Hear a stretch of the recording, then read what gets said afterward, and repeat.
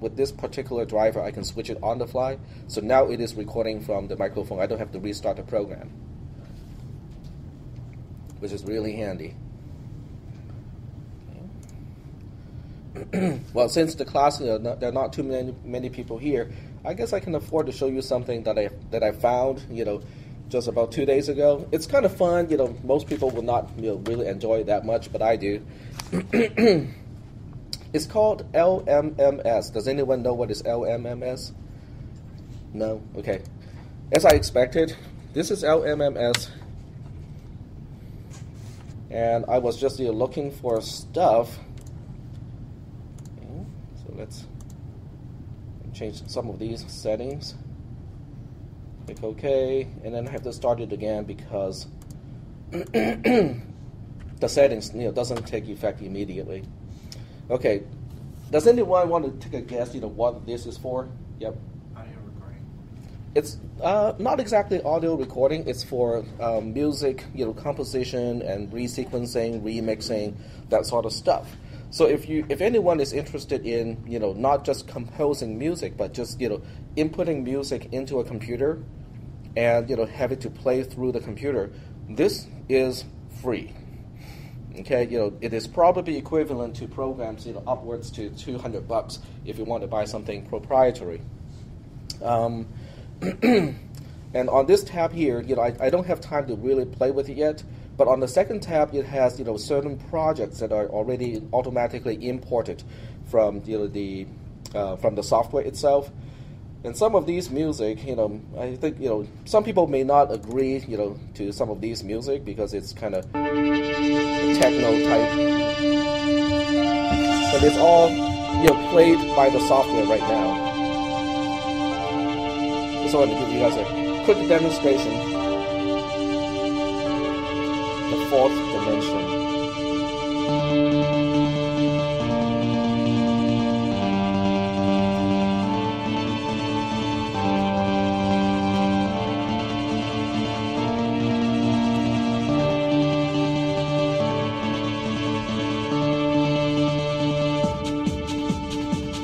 So you can see that there are multiple tracks, and the music gets more complicated as it goes. And you can even click on these items.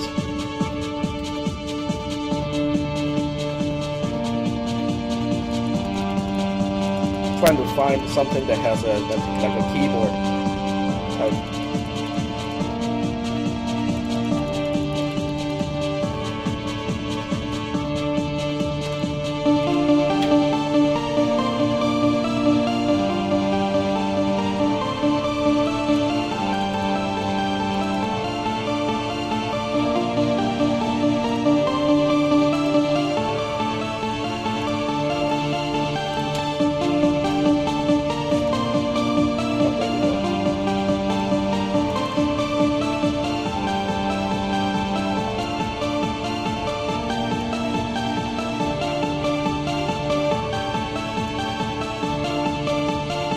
This is how the music is actually represented. We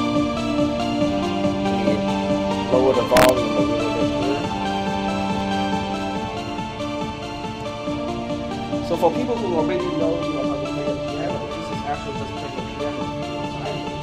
So this is the fine line, and this is the piano. Look at it as how it plays. In this class, I think next year when I next time when we discuss what this is to demonstrate what this actually is to program. These are colors, and each color here is a note. It's a slice of time, and it shows you, at what time which note should be played. So I think it's not a bad analogy to the traces that we do in this class. My screen isn't big enough to really show everything, and that's basically the end of the track. It's a 1 minute kind of track. It's not very long, but it kind of shows you what you can do, with electronic music. And as far as instruments are concerned, you can pick, from a variety of instruments. These are basically all the instruments that are supported. or included in this one here. It has beehive. Let me stop this first. Okay. Bell, beehive, cello, and so on and so forth. In other words, instead of having to pay hundreds of dollars to buy an actual synthesizer or buy a proprietary software package to run on a PC to turn the PC into a synthesizer, you have your synthesizer here, and also a sequencer, and also a track arranging software and everything included. So I just thought it's kind of interesting. And we still have enough time before Christmas, so someone can actually resequence some of the classical music, Christmas music. So that's it. That's a little quick demonstration of something that I found somewhat interesting and useful to me. Okay, so let's go back to this class and continue with the topic that we left off last time. I think we started on records already in this class. Okay. Let's go to this class. And we have our homework assignment due on Monday. Are there any questions about the homework assignment, recursion with a return value? Nope. Okay, very good. And then what I'll do is I will check out what we have done the other day. So that will be in cisp300.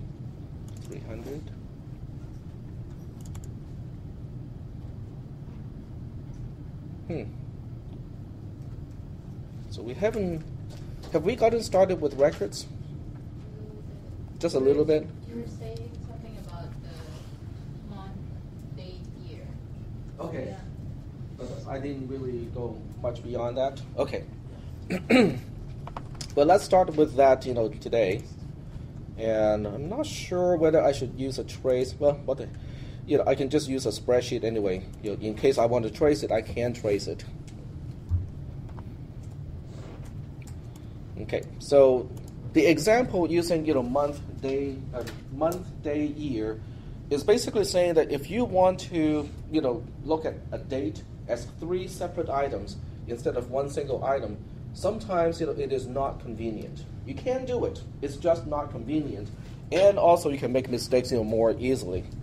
And I think last time I might have made a subroutine called equal date or equal dates. No? Okay. So let's start with this. Let's just say that I want to make a subroutine, and its only job is to compare 2 dates to see whether they are the same or not. Okay? So the first thing I want to do is to specify the parameters. Now, using only the concepts that we already know, using single variables to represent integers and whatnot, how many parameters do I need in order to compare 2 dates? 6 parameters. Yep. So just by the fact that we have 6 parameters means that there are chances to make mistakes. Now, what kind of chances are we talking about? Now, I can accidentally pass the year of the first date to the year of the second date. I can also, by accident, pass the month of the first date to the year of the first date. In other words, I have a lot of permutations that I can, make mistakes with, and yet the program cannot figure out that I have made a mistake because they are all just integers. Okay, there's no problem passing an integer to an integer parameter. The year is an integer, the day of month is an integer, and the month itself is also an integer. Okay, so that means I can make mistakes, and the programming environment cannot detect that I have made a problem. I have made a mistake. So what I want to do is, I want to do something like this. I want to define my own type called a date. And this type that I'm defining has 3 components. The first component is year, and year as a component of a date is an integer. Month as a component of a date is also an integer, and day of month is also an integer. This is how I define a record. Well, in pseudocode anyway. Sorry? Databases too. Hmm? They do with databases too. It is closely related to database. You can look at one record kind of like a row in a database. A row or a record, They are related concepts. They're both used to represent a single collection of items. Okay, now, before we do anything else, I just want to do one thing. How do I initialize a variable that is a date? How do I make a local variable that is a date? So we want to tackle those, smaller and more elementary problems first. And since I do not want to use global variables, I will just use a subroutine and use local variables instead. And I'll just have my main subroutine to do this. And I will have local D1 as a date. This is how I denote that a particular variable, in this case D1, has a particular type, in this case date. Are we doing okay so far? Have we talked about the importance of the type of a variable? Okay, like a Boolean value cannot be multiplied, and a numerical value cannot be ANDed. That sort of stuff. Okay.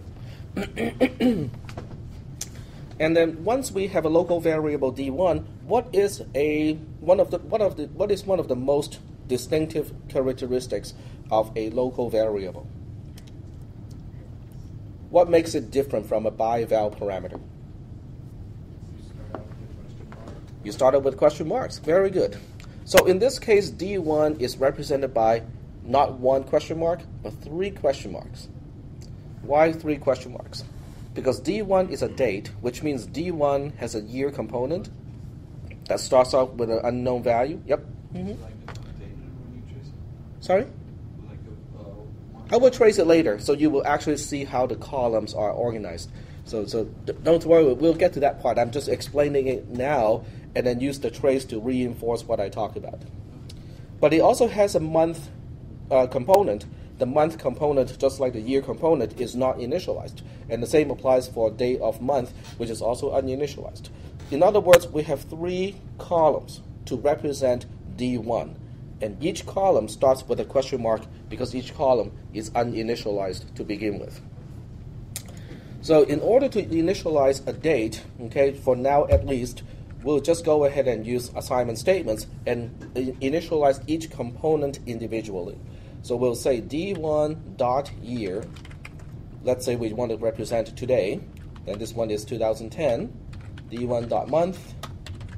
If we use the conventional way to represent a month, today is in November, so we'll use 11. Now, there's a reason why I said conventional, because when we count in a program, count in a computer, many times we want to count from 0.